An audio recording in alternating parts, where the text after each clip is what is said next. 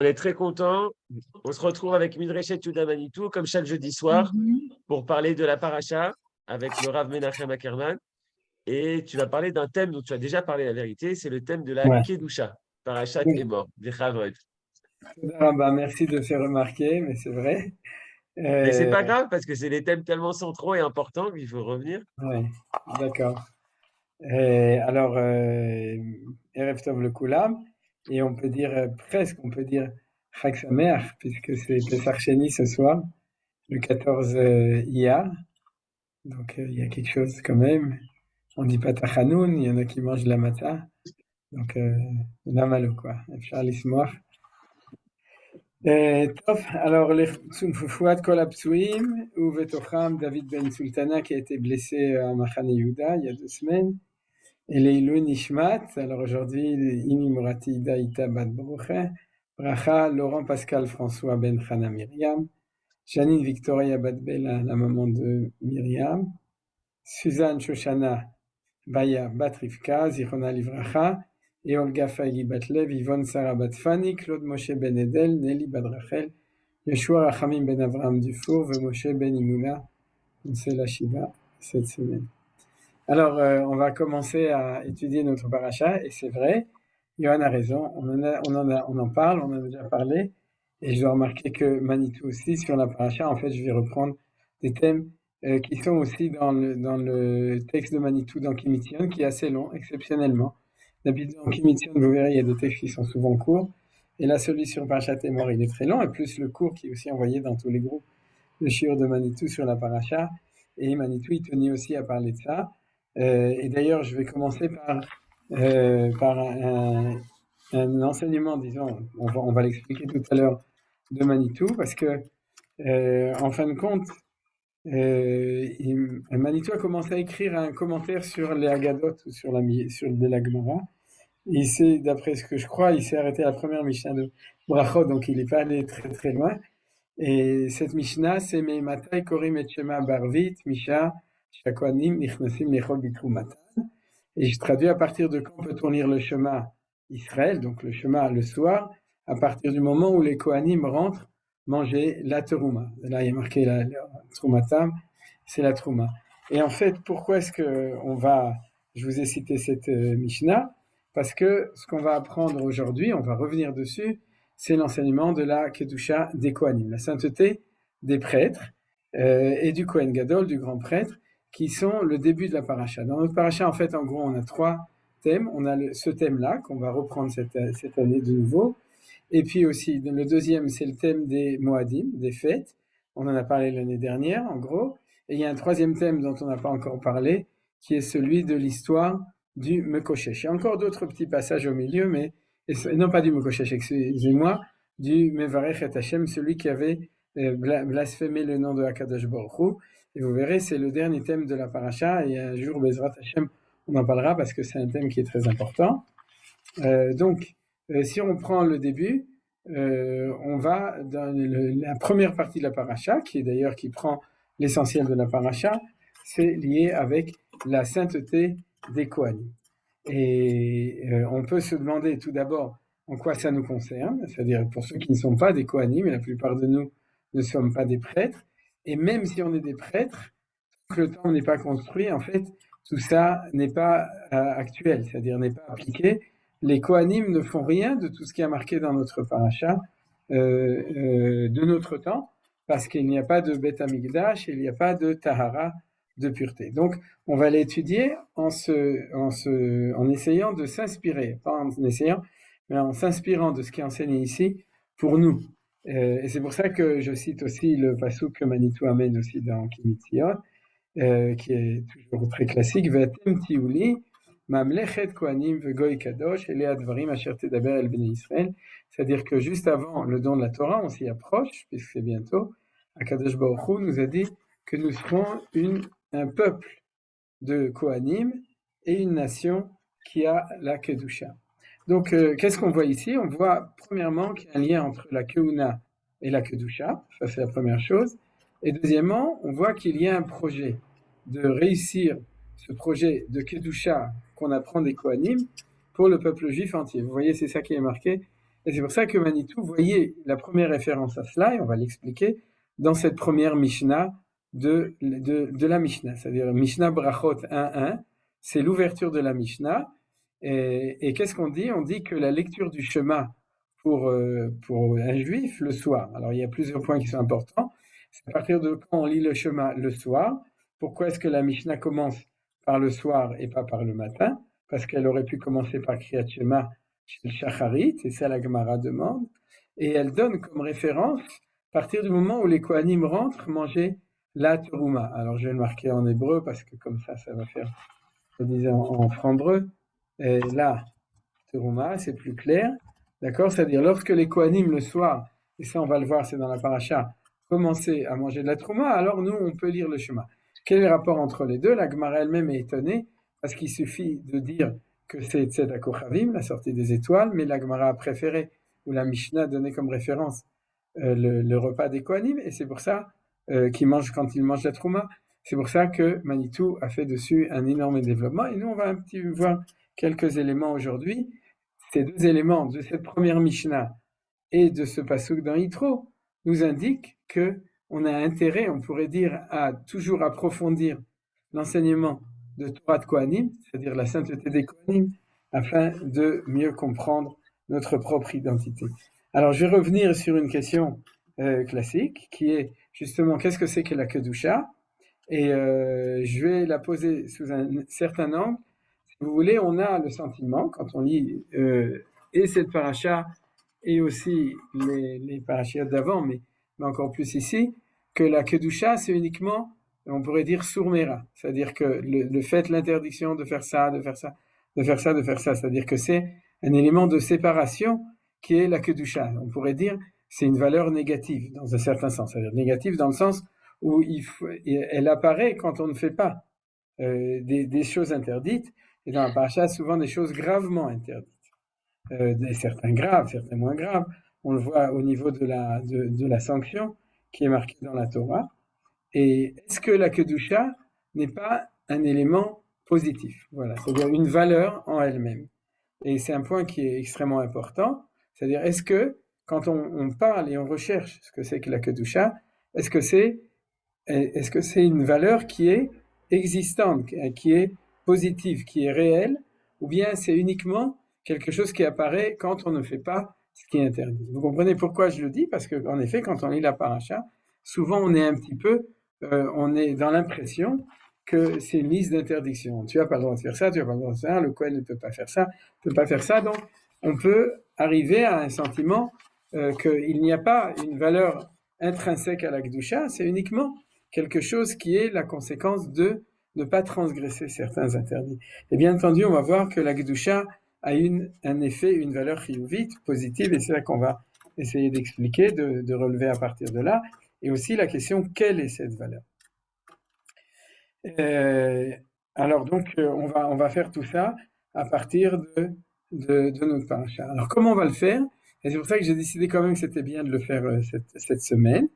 C'est que on va pouvoir s'inspirer aussi de ce qu'on a déjà appris dans les 3 ou les 4 parachiotes précédents. C'est-à-dire ce qu'on a appris, la vérité c'est la semaine dernière, on n'avait pas fait cours sur Acharemot Kedoshim, mais Tazria Metzora, il y a 2 semaines on a parlé, et on avait vu que, en fait, on va voir qu'il y a 2 thèmes essentiels au niveau des Kohanim, mais ces 2 thèmes essentiels sont des thèmes qui ont déjà été traités dans les Sidrot des semaines précédentes, et c'est grâce à cette comparaison qu'on va pouvoir mieux comprendre les choses. Je m'explique. Dans Tazria Metzora, on a parlé de la pureté au niveau d'Israël, c'est-à-dire d'un juif. Un juif, un Israël ou un Lévi. Et cette semaine, c'est clair que quand Akadosh Baruch Hu donne les lois spécifiques des Kohanim, il les construit sur l'édifice, en fait, du niveau d'Israël. C'est comme une pyramide. En fait, dans cette pyramide, il y a 4 niveaux. Il y a le niveau des non-juifs, il y a le niveau des juifs, Israël, il y a le niveau des Kohanim et il y a le niveau du Kohen Gadol. C'est ça qu'on va voir dans la paracha. C'est-à-dire le plus haut, c'est le grand prêtre, mais chacun a un niveau supérieur. Alors, les 2 points qu'on va analyser, et aujourd'hui le point qu'on va analyser le plus, c'est la notion de l'impureté et de la pureté. Et ce qu'on avait vu il y a donc ce qu'on a vu il y a 2 semaines dans Tazria Metzora, c'est que l'impureté, il y a ce qu'on appelle Tuma Yotzet Migufo, c'est-à-dire le corps d'un juif peut émaner de lui, il peut émaner de lui une impureté. Et on avait vu toute la liste il y a 2 semaines des impuretés, qui sont celles qui sont liées à la lèpre, Tsarat, Metzora, et celles qui sont liées aux impuretés liées avec la procréation, c'est-à-dire Yoledet, la femme qui enfante, et Nida, Zava, Zav et Baal Keri, c'est-à-dire tout du côté masculin ou féminin qui sont liés avec la procréation et l'impureté. Maintenant, ce qu'on avait vu déjà à ce moment-là, et qui est très important, c'est qu'on avait déjà cité l'enseignement de Manitou, et cet enseignement, si vous écoutez par exemple le shiur, le cours, que vous avez sûrement reçu aussi, parce que maintenant tout le monde, il y a beaucoup de gens qui l'envoient, le cours de Manitou, donc c'est facile de le retrouver. Je parle du cours enregistré sur Parashat Emor, où il reprend clairement cet enseignement, lequel, c'est que l'impureté, c'est tout ce qui est lié avec la mort. Et c'est ça qu'on a vu il y a 2 semaines. C'est-à-dire chaque fois qu'il y a une présence de manque de vie, à ce moment-là, il y a impureté, et donc il y a pureté lorsqu'on retourne à la vie. C'était ça le point qui était important, et on avait vu que c'est ça qui explique l'impureté qui sort du corps d'une personne, parce qu'un juif est à un tel niveau de vie que même un manque de vie relatif fait qu'il y ait impureté. C'est-à-dire quand il y a par exemple la lèpre, qui est un manque de vie, ou bien une femme, on avait expliqué, la première, la Yoledet, parce qu'elle avait une énorme quantité de vie à l'intérieur d'elle, qui a été expulsée, donc la mère elle-même est en situation de hisaron, de manque de vie à l'intérieur d'elle, et c'est ça qui crée l'impureté. Alors tout ça, c'est le principe de Touma, Yotzet Migufo, et c'est ce qu'on avait vu à ce moment-là.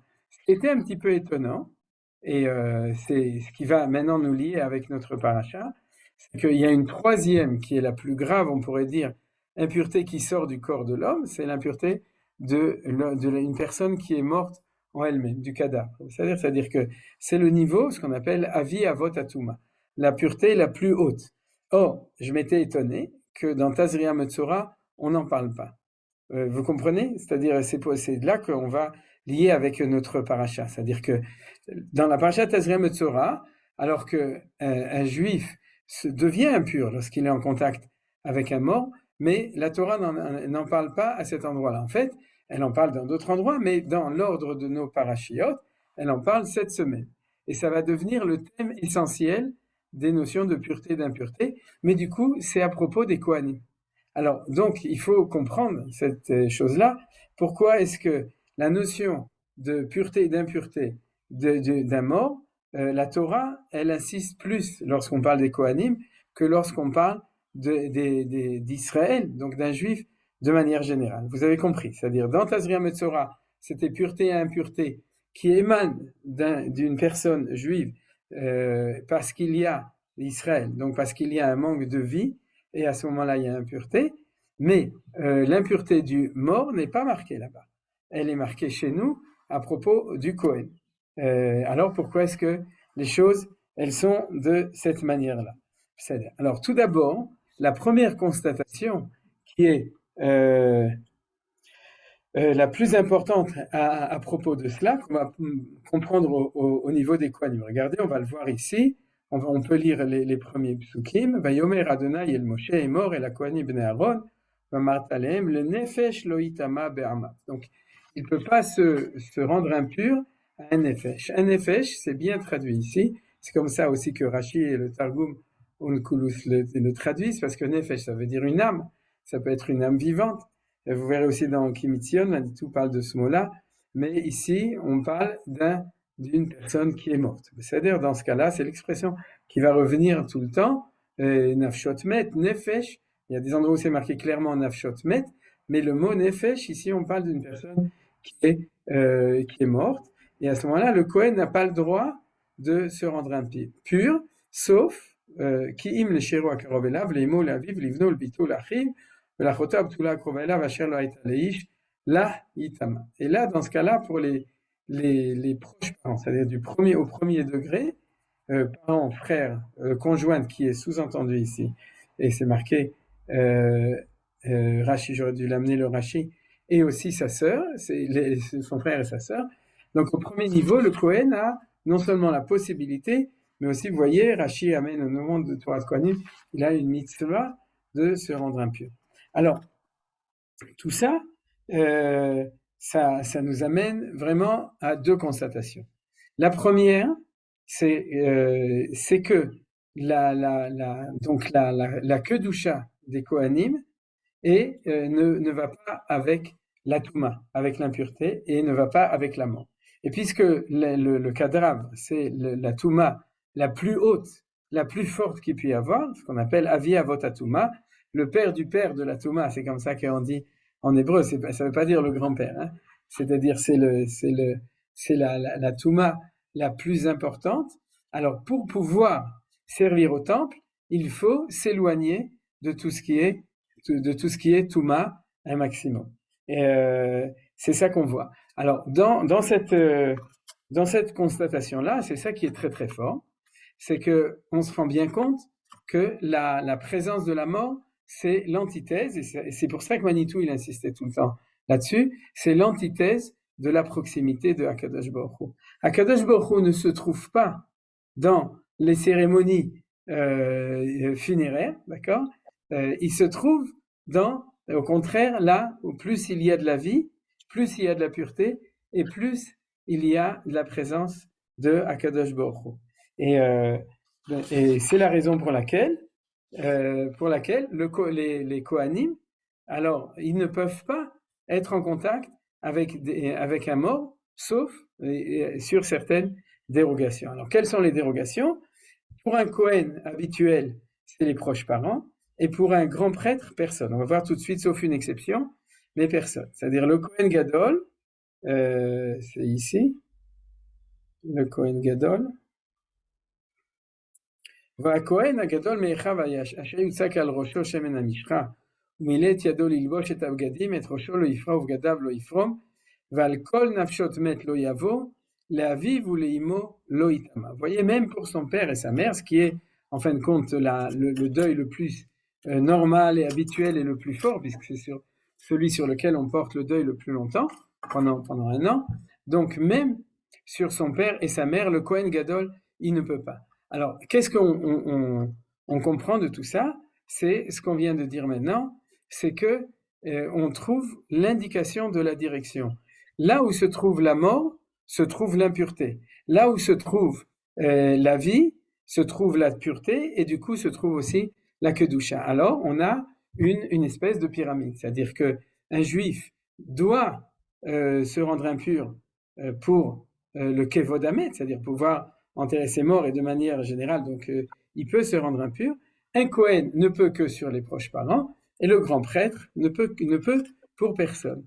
Et c'est de là qu'on voit cette échelle du fait que la présence de Akadosh Baruch Hu se trouve là. Alors ça, c'est une chose qui est essentielle, et Manitou il le cite aussi, c'est que Akadosh Baruch Hu, il s'appelle El Chai. Il s'appelle le Dieu vivant. Plus on s'approche de Akadosh Baruch Hu, plus on est dans le monde du Dieu vivant. En Eretz Israël, on est Etalech Lifnei Hashem Be'eretz Chaim. On est dans le pays de la vie. C'est-à-dire quand on est en Israël, on est plus vivant parce qu'on est plus proche de la Elokut. Quand on est à Yerushalayim, on s'élève encore. Quand on est au Beth Amikdash, on s'élève encore.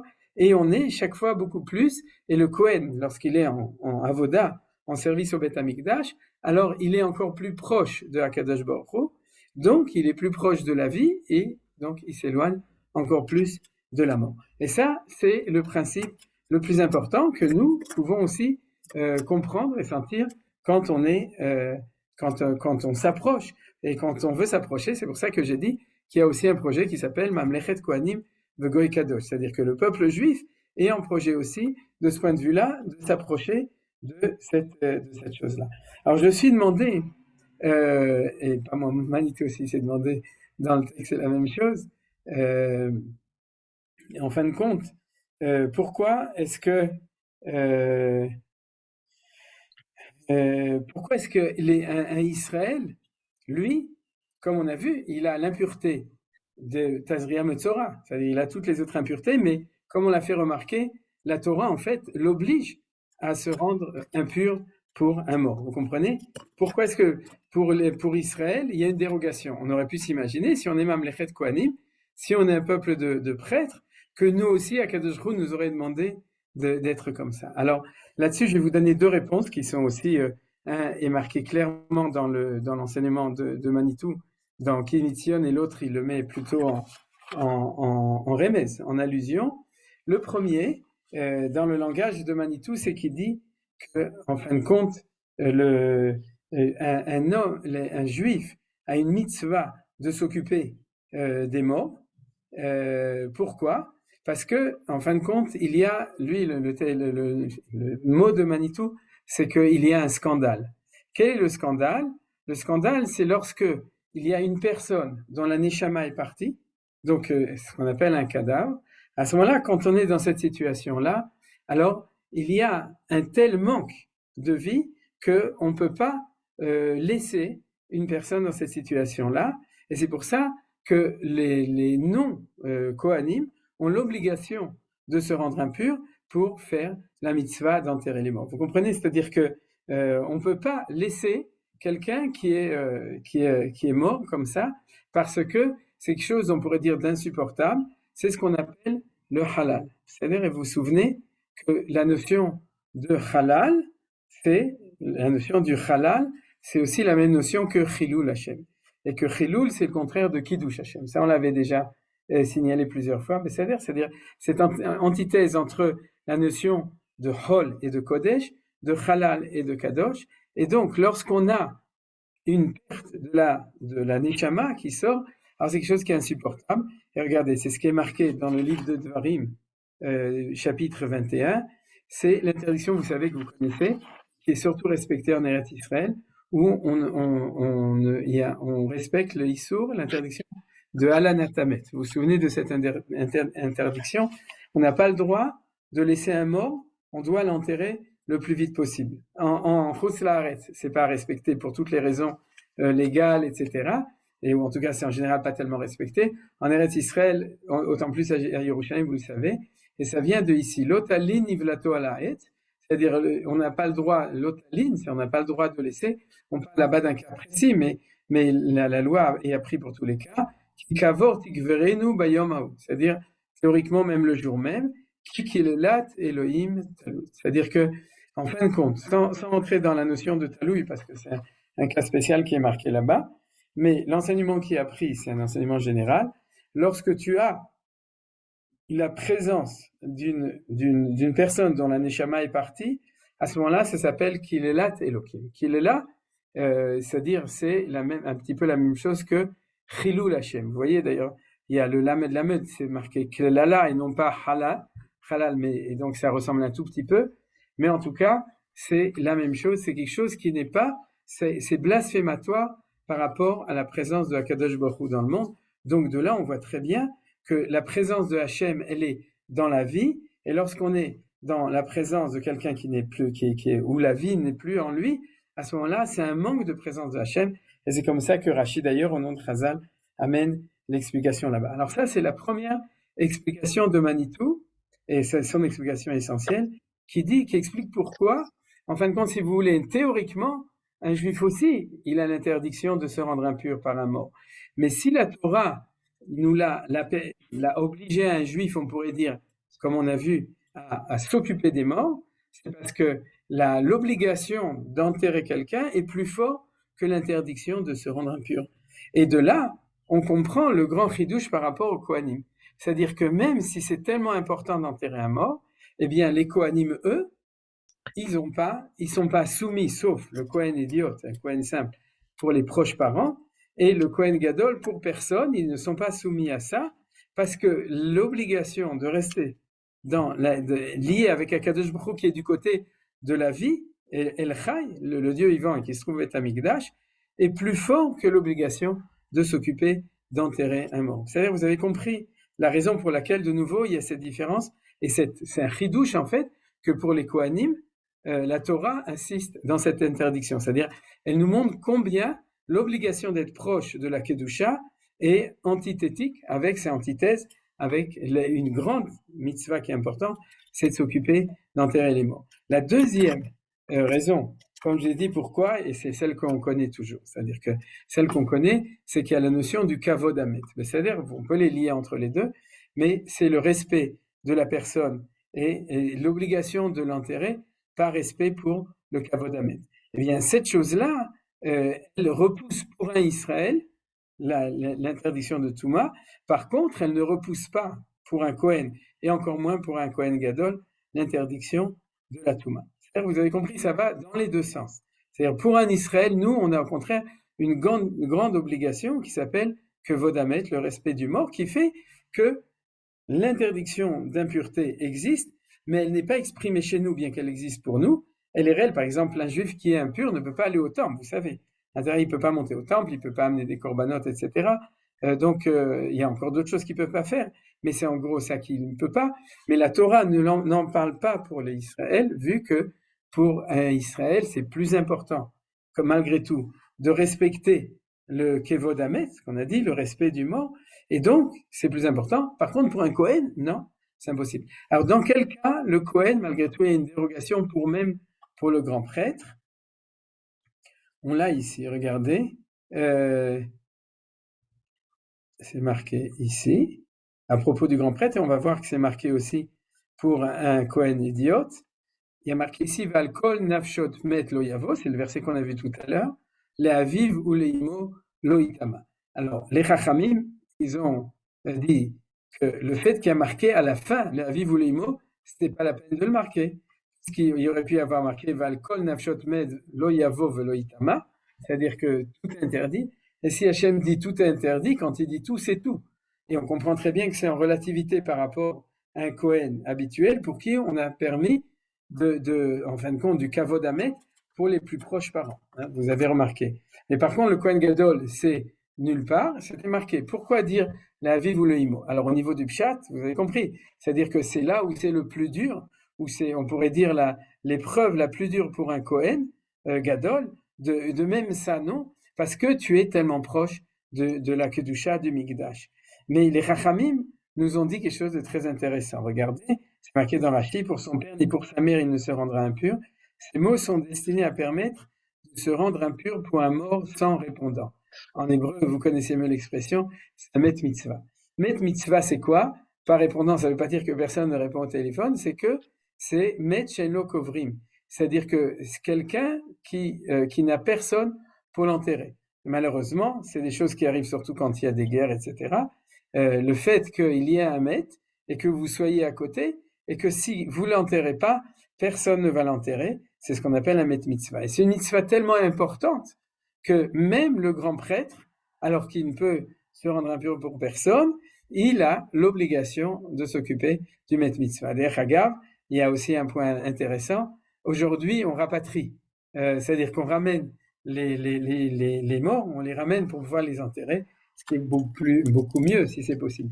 Dans le temps, c'était en général impensable. Et à ce moment-là, la halakha, elle dit que Met connaît Mekomo. C'est-à-dire que même s'il est mort au Central Park, dans l'endroit où au niveau Nadlan, au niveau immobilier, l'endroit le plus cher, les 4 coudées de l'endroit où il les a acquis par le fait qu'il est mort là-bas, et on a le droit de l'enterrer là-bas. Et il y a expropriation du propriétaire pour pouvoir l'enterrer là-bas. Donc on voit combien il y a une espèce de deux valeurs un petit peu dialectiques, c'est-à-dire que d'un côté, la Kedusha se trouve du côté de la vie, et d'un autre côté, il y a le Kavod hamet, et à un certain niveau, et ce que j'ai dit tout à l'heure, même un Kohen Gadol. Donc, et c'est ça que les Chachamim ont vu quand ils ont vu qu'il y avait marqué insistance la aviv ou l'imo.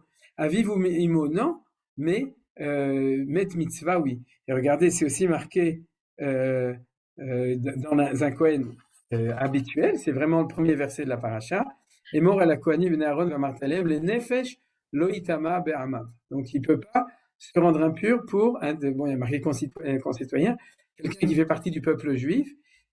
Rachidi ne se rendra pas impur dans ses peuples, be'amav, dès lors que le cadavre est parmi ses peuples. Et donc, à l'exclusion du cadavre sans répondant, le met mitzvah. Vous voyez, c'est-à-dire tout de suite, et c'est même marqué encore une troisième fois à propos du Kohen idiot, c'est-à-dire on voit combien c'est quelque chose qui est important. C'est-à-dire même un Kohen, là, Akadosh Baruch Hu dit, même que tu es Kohen, il y a un cas, le met mitzvah, et là où tu devras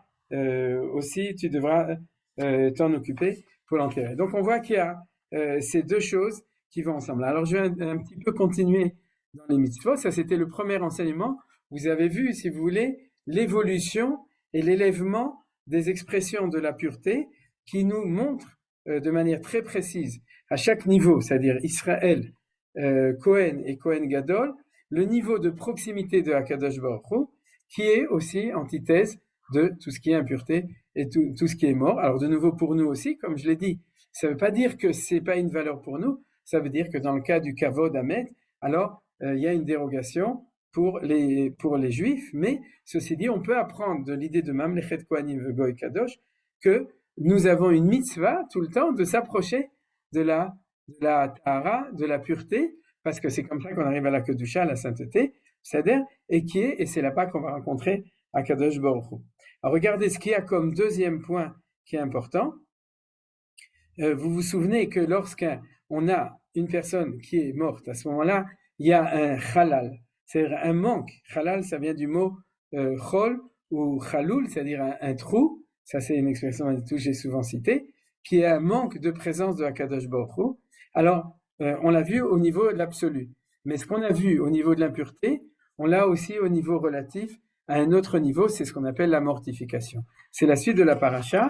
Il y a marqué Lo ikrechu korcha berosham, ou feat zekanam lo igalechu, ou viv saram, lo isretu saratet. Et donc, ces trois choses, l'interdiction de se tondre complètement la tête, l'interdiction de se couper les péotes de la barbe, et l'interdiction de s'entailler. Alors, vous savez, tout le monde fait attention chez les hommes, pas les femmes, elles ne sont pas obligées de faire attention à ne pas raser avec un rasoir normal, vous savez. C'est pour ça que les rabbinim, ils veulent pas être rasoirs, alors ils laissent la barbe. Et aussi les péotes de la tête, ça vous savez, les péotes ici, c'est ça qui est marqué ici dans la Torah. Mais on ne sait pas toujours pourquoi. C'est-à-dire, est-ce que vous vous êtes une fois demandé pourquoi les juifs religieux, ils se laissent la barbe et les papillotes, d'accord? Et pourquoi même ceux qui le font pas, ils se rasent pas avec une lame, parce que c'est un problème, on touche à l'âme. Et puis, et aussi, la même chose, ils se rasent pas complètement les côtés de la tête. Et puis, ici, dans le Passouk, il y a marqué qu'il y a une interdiction de tonsure. Bien entendu, la Lacha explique exactement comment. Alors, le Passouk nous l'explique très clairement. Et elle rajoute une troisième interdiction, qui est Bifsaram lo isretu saratet. C'est de pas faire des incisions. Or, Rashi le dit, et de même qu'il est stipulé là-bas pour un mort, de même ici, il interdit de le faire pour un mort. C'est marqué dans Rashi. Pourquoi? Parce que ici, il y a marqué, dans Parashat Kedoshim, Lo takifu peat rashechem, velo tashrit et peat zekenecha. Or, c'est le cas aussi pour un juif normal. Veseret la nefesh lo titnu bifsachem, ou ktovet ka'aka lo titnu bachem ani Adonai. Là, il y a une quatrième interdiction qui est le tatouage. Et ici, quand il y a marqué le seret, c'est-à-dire de ne pas s'entailler, c'est marqué la nefesh. Vous vous souvenez que la nefesh, c'était un mot important pour dire pour un mort. De même que dans Dvarim, il y a marqué Lo tasimu korcha benenechem lamet, c'est-à-dire ne vous rasez pas entre les yeux, c'est-à-dire sur la tête, mais du côté entre les yeux et là, les chachamim, par comparaison entre ces trois sources, ils parlent de toute la tête. Et qu'est-ce qu'on voit qui est commun à tout ça? C'est que c'est lié avec une mortification. Vous savez, quand quelqu'un se trouve dans la tristesse absolue d'un deuil, la première chose qu'il voudrait faire, c'est s'arracher les cheveux ou bien s'arracher les poils de la barbe. Pourquoi? Parce qu'il y a une volonté de mortification, et celle qui est la plus flagrante et la plus claire, c'est celle de s'entailler la peau. Ça ne nous viendra pas à l'idée, mais dans les civilisations anciennes, on sait très bien que ça se passait comme ça. Et chaque fois, la Torah répète que c'est par rapport aux morts. Alors, comment est-ce qu'on comprend tout ça? Et pourquoi il y a répétition cette semaine avec les Kohanim? Parce que c'est un deuxième niveau d'éloignement de la mort. Le premier niveau de s'éloigner de la mort, c'est au niveau de l'impureté. Le deuxième niveau, c'est au niveau du corps lui-même. C'est-à-dire que tu veux être un juif kadosh, vous regardez, Kedoshim yul Elohem, velo yechalelu shem Elohem, et Isha Adonai lechem Elohem emakrivim ayu kodesh. C'est le pasuk suivant qui parle des Kohanim. Donc, ne pas s'entailler, ne pas se raser les cheveux, ne pas se raser les péotes, ne pas se raser la barbe de manière interdite. De nouveau, tu vois qu'il y a beaucoup de gens qui sont rasés ici, donc je ne veux pas que vous vous sentiez mal à l'aise, parce que vous savez très bien que la halakha, c'est qu'avec un rasoir kasher, on peut se raser. C'est-à-dire, ça fait partie des razim de la Torah, razim de Oraïta, les secrets de la Torah. Mais en tout cas, la Torah nous dit clairement, c'est relié avec la Kedusha et le non-chilul. Vous voyez, velo yechalelu. Alors ça, cette notion-là, ça nous montre qu'on est toujours dans la même paracha. C'est quoi cette paracha? On est dans le fait que si tu veux être proche de Hakadosh Baruch Hu à tous les niveaux, tu ne peux pas être près de quelque chose qui est du côté au contraire de ce qui est de la mort. C'est-à-dire, le Ibn Ezra, je l'avais cité il y a 2 ans, il dit aussi qu'on trouve le tselem, c'est-à-dire l'image de Dieu le plus dans la figure. Et c'est pour ça que l'essentiel de ce qui est donné ici, au niveau des cheveux, des péotes à roche et des péotes à zakan, etc., c'est lié avec la tête que doit avoir un fils d'Israël, c'est-à-dire un juif. D'ailleurs là, dans Parashat Dvarim, c'est encore plus marqué, puisqu'il y a marqué Banim Atem l'Adonai Elohechem, et après il y a marqué ne vous tailladez pas, etc. C'est-à-dire que être fils de Hachem, comme dit la Gemara dans Kiddushin, Vatem Bene El Chai. Vous êtes les fils d'un Dieu vivant, et parce que vous êtes les fils d'un Dieu vivant, alors vous ne pouvez pas faire ces choses-là. Alors j'imagine qu'une partie des gens le savaient, mais regardez combien on a de mitzvot en fin de compte, et de ce point de vue-là, c'est aussi pour tous les juifs, mais c'est répété et réinsisté de manière plus forte pour les Kohanim, et c'est normal, combien de mitzvot qui aujourd'hui sont même actuels, qui sont liés avec le fait que Bani Matem, vous êtes les fils de Hachem, et que votre figure, si elle est morte, alors c'est le plat plus grand qui est l'At Elohim, ce qu'on avait vu, et que même si elle est vivante, il y a des choses qui sont une mortification, donc qui sont un défaut de vie, comme on avait vu à propos de l'impureté, qu'une personne vivante peut être aussi en défaut de vie, et donc être impure. Là, c'est pas l'impureté, c'est autre chose, mais ça fait partie du même phénomène. Alors, on va passer à une troisième chose qui est marquée dans la suite, c'est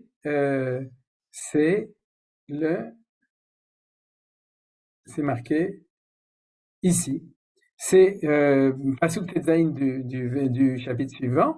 Daber el Aaron les morts, ish mizaracha le dorotam asher yebomum, lo ikrav leakriv lechem Eloav, ki kol ish asher bomum lo ikrav, ish iver o piser, o charum, o sarua, o ish asher shever regel o shever yad, o giben o dak, o tevalul be'eno garav ilafet, o meruach asher, כל איש אשר בו מום, מזרע אהרון הכהן לא ייגש להקריב את אישה אדוני, מום בו את לחם אלוהיו לא ייגש להקריב, לחם אלוהיו מקודשי הקודשים ומן הקודשים יאכל, אך אל הפרוכת לא יבוא, etc. ולא יחלל את מקדשי כי אני אדוני מקדשם. De nouveau, vous voyez combien on répète toujours chilul, kiddush et Hashem mekadesham qui vous rend pur. Alors, c'est assez extraordinaire. Pourquoi? Parce qu'on voit qu'un homme qui a un Kohen, on parle uniquement d'un Kohen, lorsqu'il a un défaut même physique, à ce moment-là, il est inapte à de servir au temple Avodat Hamikdash. Alors, vous me direz pourquoi on est dans l'esthétique? Sûrement pas. Si on n'était pas passé par les niveaux précédents, on aurait dit que au Bet Hamikdash, tout ça, c'est uniquement, comme on appelle chez les juifs religieux, c'est de la frime. Vous savez pourquoi? Parce qu'un juif religieux, c'est un frimeïd. Mais on aurait cru que c'est uniquement, mais pas du tout. C'est qu'on est à tous les niveaux. On a vu que c'était au niveau de la pureté et de l'impureté, tout à fait spirituel, le contact ou le non-contact avec un mort, c'est-à-dire on doit s'en éloigner. Ensuite, on est dans le fait de non pas c'est-à-dire sans les dire avec ce qu'on a vu, c'est-à-dire les entailles, etc.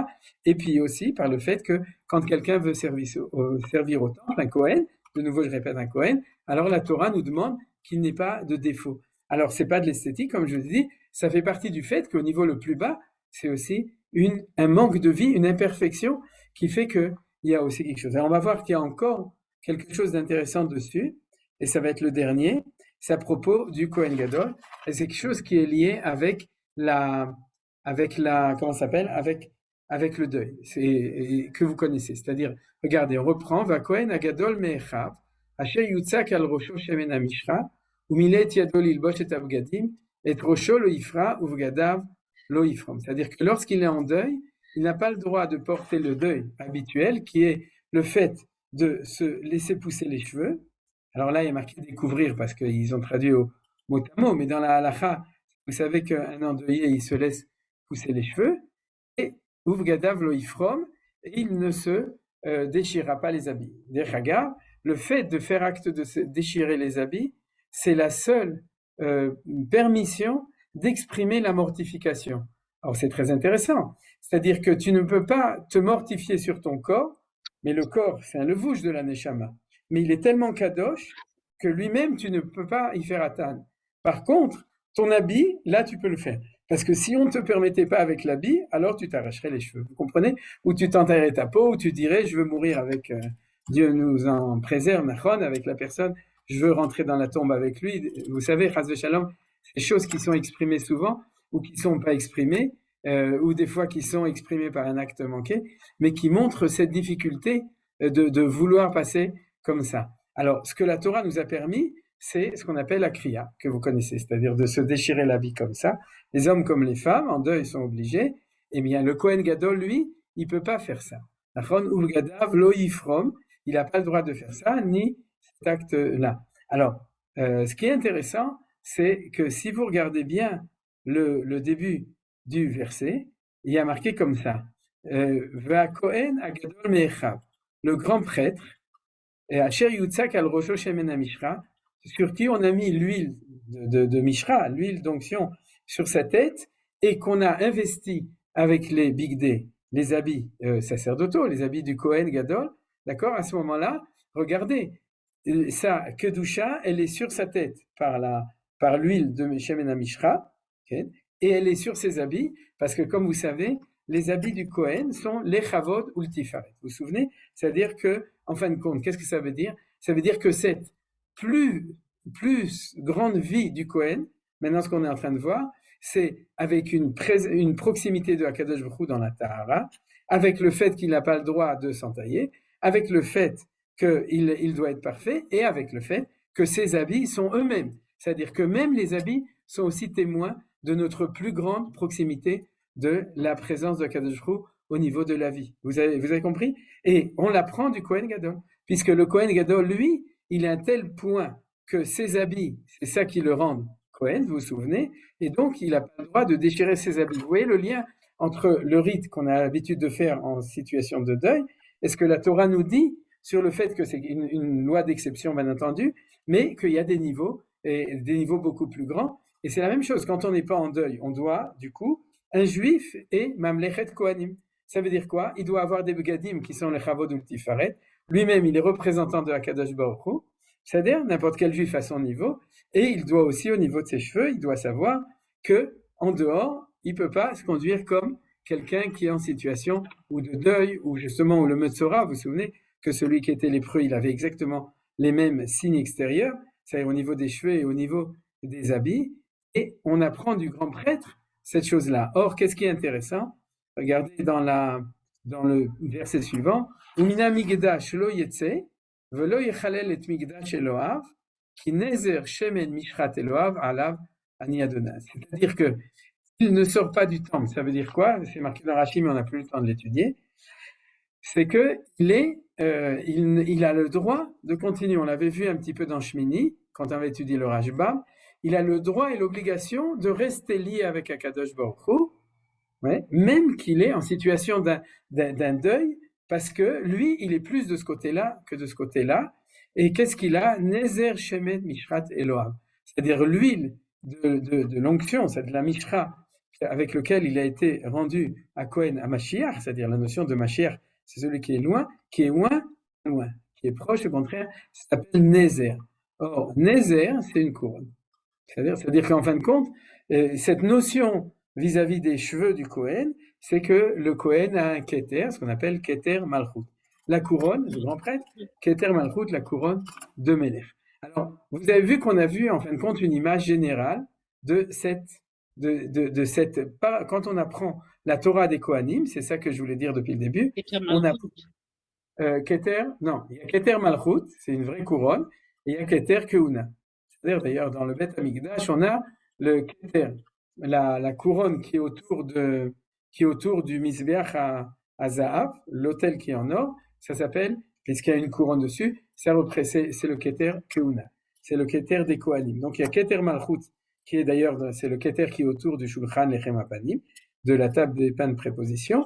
Et il y a un Keter Keuna, c'est la couronne, et c'est pour ça que le Kohen s'appelle la Kohen Hamashiach. C'est-à-dire qu'il est loin, mais ça veut dire qu'il est loin sur la tête, parce qu'il est, en fait, par le fait de loindre, on le couronne.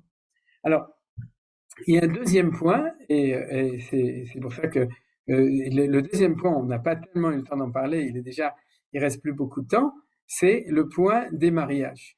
C'est-à-dire, alors, l'union conjugale, comme vous savez, c'est que, en fin de compte, là, on va reprendre. La semaine dernière, on a lu dans Acharemot et dans Kedoshim, tous les interdits d'union au niveau des Juifs, vous vous souvenez. Et la Torah nous dit, si le peuple juif le transgresse, alors c'est pas compliqué, la terre nous vomit. Vous vous souvenez, si un individu transgresse, alors de ce point de vue-là, lui est séparé, ce qu'on appelle karet ou autre chose, c'est lui qui est séparé, mais si c'est un phénomène de société, il y a une maladie de la société, comme il y avait la maladie de la société des Cananéens, Kemaaser et Kenaan, ou des Égyptiens et des autres sociétés. Et si nous, on reproduit ces modèles, donc au niveau des défauts de la relation conjugale, à ce moment-là, Kadosh Hu nous dit qu'il nous renvoie du pays, c'est-à-dire c'est une des causes de l'exil, une des raisons de la galoute. Alors, pourquoi c'est tellement important? Parce que c'est là, en fin de compte, que je voudrais arriver. C'est-à-dire que les deux thèmes essentiels, c'est la pureté à tous les niveaux qu'on a vus, c'est-à-dire l'éloignement de la mort, et ensuite la conjugaison, c'est la relation conjugale de plus en plus proche au niveau du mari et de la femme. Pourquoi? Parce que pour un juif en général, on a des interdictions très précises de ceux qui sont trop proches ou trop loin. Les trop proches, c'est ce qu'on appelle l'inceste, et les trop loin, c'est la femme de l'autre, c'est l'animal, c'est les non-juifs qui ne sont pas marqués clairement, mais qui sont sous-entendus, et c'est aussi l'homosexualité, c'est-à-dire que ceux qui ne sont pas, mais ce qui se dégage de là, c'est qu'il faut qu'il y ait un leshem yichud, c'est-à-dire une véritable union entre un mari et une femme. On peut se marier avec une femme divorcée peut se marier avec un homme, ou elle peut se marier avec un homme divorcé, avec un veuf, une veuve, etc., et toutes sortes d'autres cas de figure divers et avariés que vous connaissez sûrement au niveau de la halakha, c'est-à-dire, mais il y a des limites qui nous obligent à ce que le couple hébreu, le couple d'Israël, soit un yichud. Une yichud, c'est une relation véritable, unique, de fidélité entre un homme et une femme. Et maintenant, on comprend tout à fait. C'est-à-dire que lorsque ce n'est pas réalisé, alors ce qui est entaché, c'est la relation entre Akadosh Baruch Hu et le peuple juif. C'est le principe de Shir Hashirim, dans le mashal de Shir Hashirim, c'est-à-dire qu'il y a une relation profonde entre la santé d'un couple et de tous les couples du peuple juif et la santé du peuple juif par rapport à Akadosh Baruch Hu. C'est ce que il y a marqué dans Shir Hashirim, puisque c'est le bien-aimé, la bien-aimée, c'est le peuple juif et Akadosh Baruch Hu. Et c'est pour ça que pour une faute collective du peuple juif au niveau des harayot, de tout ce qui est la débauche sexuelle, à ce moment-là, Kadosh Baruch Hu nous dit, alors il n'y a pas de possibilité de cohabitation entre vous et moi, et vous sortez en exil. Alors, qu'est-ce qui se passe avec le Kohen? Plus on avance, plus c'est. C'est-à-dire que le Kohen habituel, entre autres, il ne peut pas se marier avec une femme divorcée, il peut se marier avec une veuve, et le Kohen Gadol, il ne peut se marier qu'avec une femme pour qui il est son premier mari. C'est-à-dire qu'il y a un yichud, une union entre les deux qui est absolue.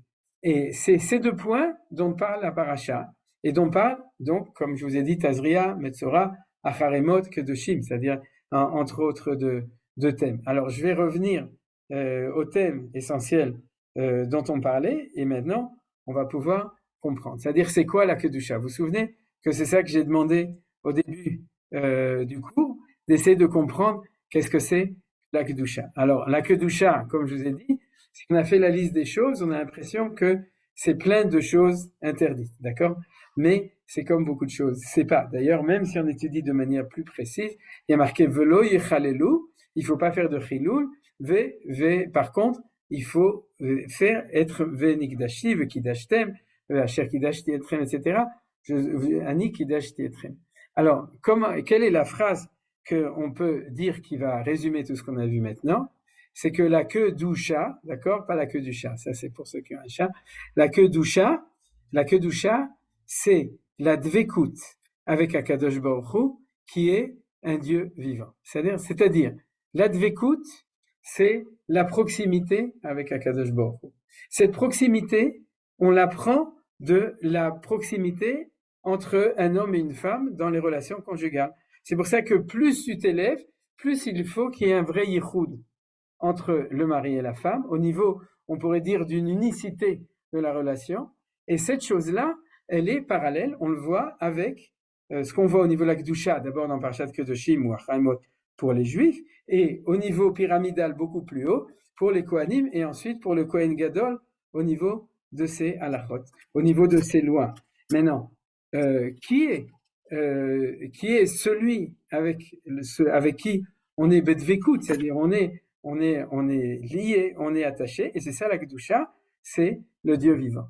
Et comme il est le Dieu qui est la source de vie, comme disait Josie Eisenberg, c'est-à-dire que comme il est celui qui est son essence, c'est d'être le plus vivant de tout, alors pour pouvoir réussir ce yichud, alors on est obligé d'être complètement séparé. Plus on est proche de la possibilité, plus on doit être séparé de ce qui n'est pas de vie, ce qui est du côté de l'amant.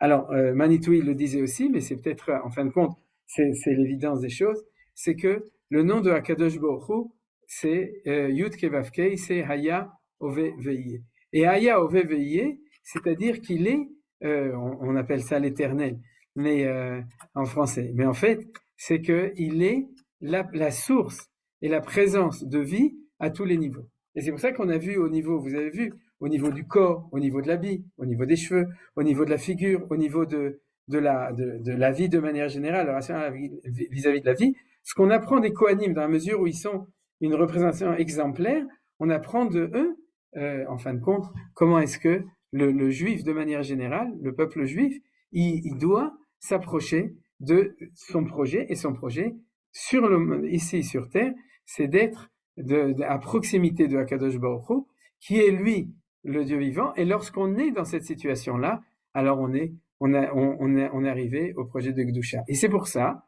que c'est marqué dans la paracha ici, et que c'est marqué dans le début de Parashat Kedoshim, Kedoshim Tihu, et ça vous le connaissez de là-bas, Ki Kadosh Ani Hashem Elokechem. C'est-à-dire, on en avait parlé un petit peu la semaine dernière. C'est-à-dire, c'est la seule fois sans doute. Il y a un autre endroit au Botit Vakun, mais où Dieu nous dit, vous devez être Kadosh parce que moi je suis Kadosh. C'est-à-dire, en général, la compréhension, c'est que Hachem, lui, il est parfait, et que nous, on est imparfait, et qu'il nous donne des mitzvot pour réaliser notre projet tel qu'on est, quand on est conscient que lui et nous, c'est pas la même chose, d'accord? Vous comprenez? Lui n'a pas les mêmes mitzvot que nous, il n'a pas la même chose, parce qu'on comprend très bien qu'il y a une espèce d'éloignement et de différence. Eh bien, au niveau de la Kedusha, c'est exactement le contraire. C'est que chaque fois on répète que Kedoshim Tihu Ki Kadoshani. C'est-à-dire, vous serez Kadosh parce que je suis Kadosh, et à ce moment-là, il peut y avoir un yichud des Kedushot, c'est-à-dire des deux Kedushot, et c'est là qu'on va y arriver. Alors, vous serez Kadosh parce que je suis Kadosh, je traduis.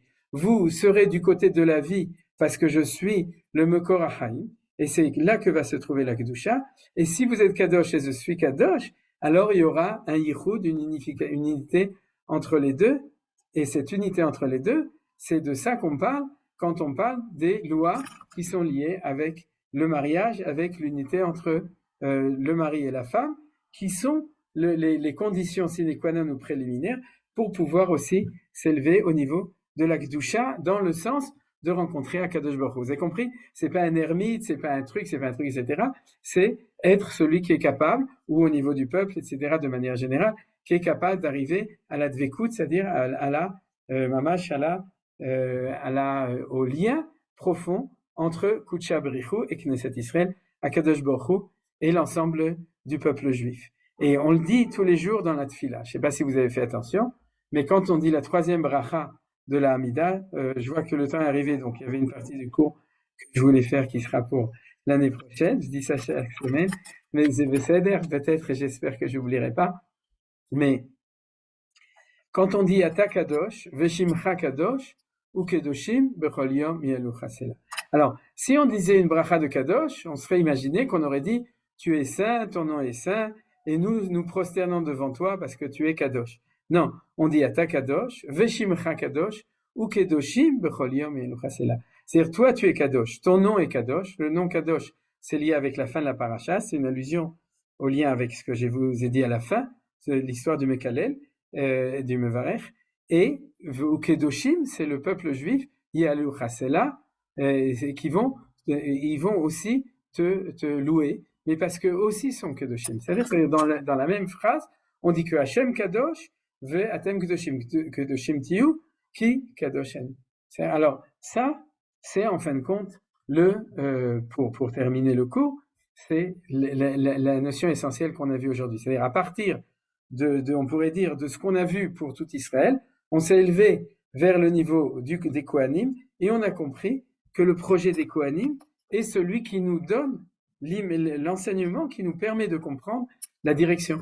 C'est-à-dire là vers où on va. Et c'est pour ça que Manitou nous disait, et je vais terminer avec, parce qu'on avait commencé avec la Mishnah de Mehemata et Korin et Shema Barvit, Misha Shakonim, Nichnasim, Lechol, Bitrumatan, mais si Dieu veut, on le verra dans les versets une autre fois. C'est-à-dire comment dans la suite de la paracha, les choses sont extrêmement précises pour lier cet enseignement avec la Mishnah, mais de manière globale, de manière générale, si vous voulez, puisque la Torah nous a dit que c'est ce projet, alors on doit aspirer à tirer de l'essence de la Kedusha des Kohanim notre manière de se lier avec Akadosh Baruch Hu. Nous, on dit le Kriyat Shema le soir, parce que le Kohen rentre le soir manger sa trouma.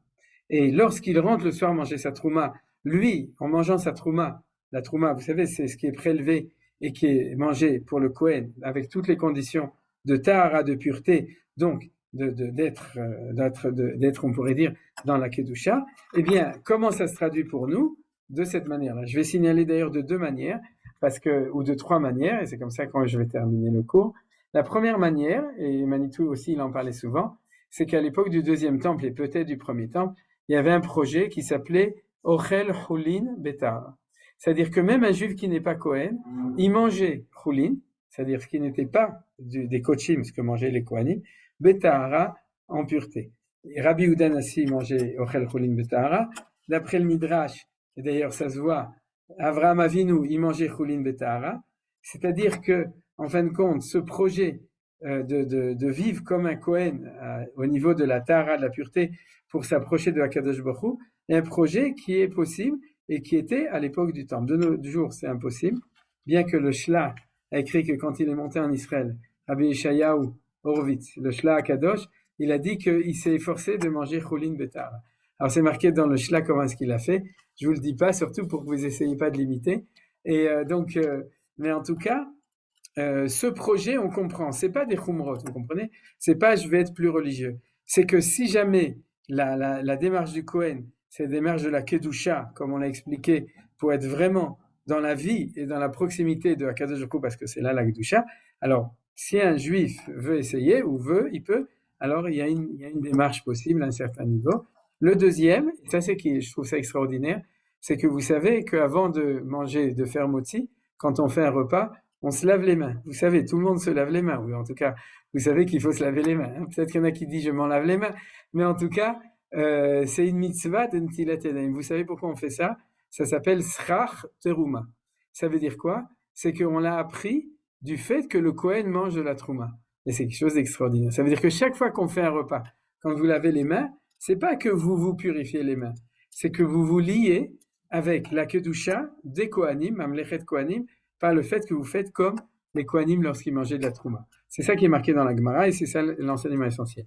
Et la troisième chose, c'est ce qu'on a vu dans la première Mishnah, d'après l'enseignement de Manitou dans Gildou les Trouma, c'est que lorsqu'on fait le Kriyat Shema le soir, on le fait au moment où les Kohanim mangeaient la Trouma. Ça veut dire qu'on a une aspiration dans notre relation vis-à-vis de Akadosh Baruch Hu qui s'appelle Shema Israël, Hashem Elokeinu, Hashem Echad, non pas d'une relation directe avec lui en tant que personne, mais d'une relation qui passe par cette idée de Mamlechet Kohanim, de Goy Kadosh. Kohanim et Kadosh, ce qu'on a vu aujourd'hui. Zaraba. Donc, je suis sûr que vous avez plein de questions. Vechavod, Vakasha.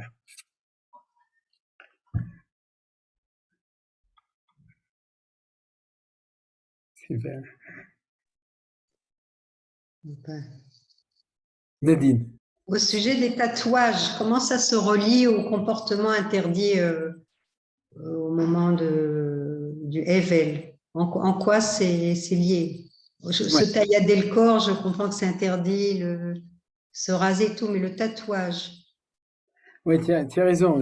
D'ailleurs, j'ai pensé à la question quand je l'ai enseigné. Je me suis dit que quelqu'un poserait la question. Mais en fait, ce qu'il faut savoir, c'est que les comportements humains, et c'est Jung qui a parlé de ça, ce qu'on appelle les archétypes de l'inconscient. C'est-à-dire que tous les hommes, ils ont dans leur inconscient, c'est pour ça qu'il y a des peurs, par exemple, ataviques du serpent, des souris, etc. Mais il y a dans l'inconscient collectif de l'homme, il y a une connaissance, en fait. Il y a une connaissance de tout ça, d'accord? Et c'est vrai qu'aujourd'hui, si tu te promènes, je veux pas dire où, en Israël, mais si tu te promènes dans certaines villes d'Israël, tu verras qu'il y en a beaucoup qui sont tatoués, etc. Et c'est clair qu'ils vont te dire, mais non, je trouve ça esthétique, je trouve ça sympathique, etc. Donc, ils vont pas du tout penser à ce genre de choses. De même qu'en ce moment, il y a des modes de se raser complètement le crâne, d'ailleurs, vous le savez, etc. Ils diront que ça fait viril, ou que ça fait beau, ou que ça fait tout ce que vous voulez, etc. Alors, c'est vrai que de s'entailler, on voit déjà plus directement. Mais il faut être ma'amin be'emunah shlema, que de même que tu as deux lois par rapport aux cheveux, d'accord? C'est-à-dire c'est la barbe et les cheveux de la tête, qui sont liés avec la mortification. C'est-à-dire, et comme je l'ai dit, naturellement, il y a des gens qui s'arrachent les cheveux. D'ailleurs, il y a une expression en français de s'arracher les cheveux à propos de ça. Et de même, il y a deux lois qui sont celles du tatouage et celles de l'entaillement qui sont liées. D'ailleurs, pour se tatouer, tu le sais comme moi, j'imagine que tu n'es pas tellement tatoué, moi non plus, mais, tatou, mais tu n'as pas ça, hein, d'accord? Mais en tout cas, il faut, et le vrai tatouage, on incisit et on rentre du produit à l'intérieur. C'est pour ça qu'on ne peut plus l'effacer après.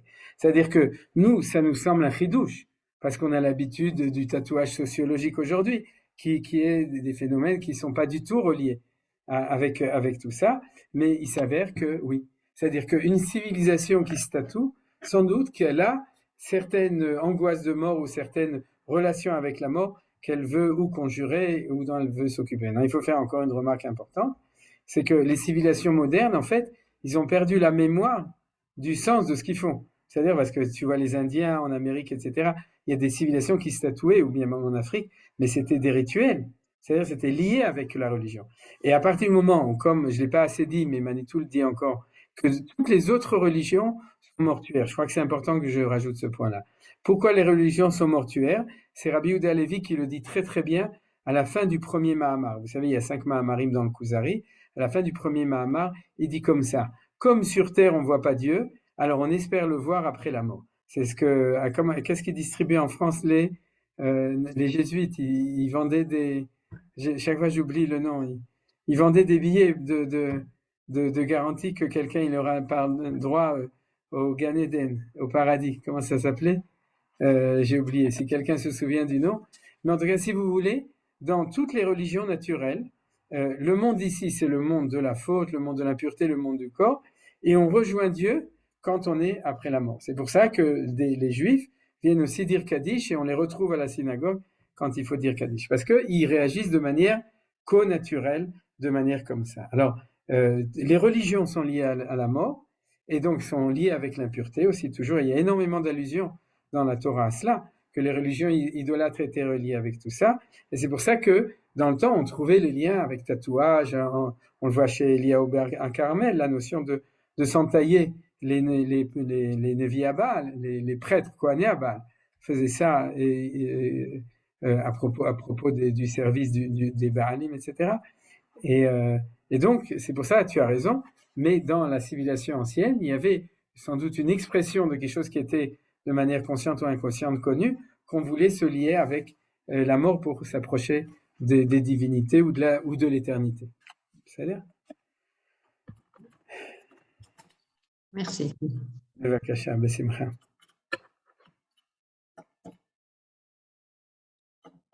טוב, אז שבת שלום. Peut-être pour finir une petite anecdote amusante, j'ai entendu que Charles va être couronné en Angleterre et qu'ils ont Ouais. fait venir de l'huile d'olive spéciale de Jérusalem pour l'oindre. Ah, ça c'est pas mal. C'est un beau chidouche, hein, d'accord? C'est que Et ils sont. où t'as entendu ça? J'ai entendu à la télévision.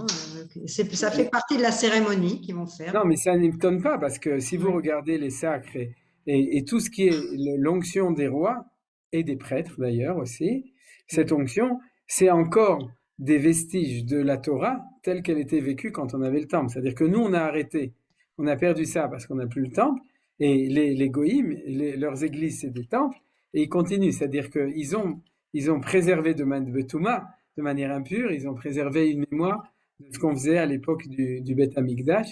Et donc, c'est assez, ce que tu dis, c'est assez intéressant.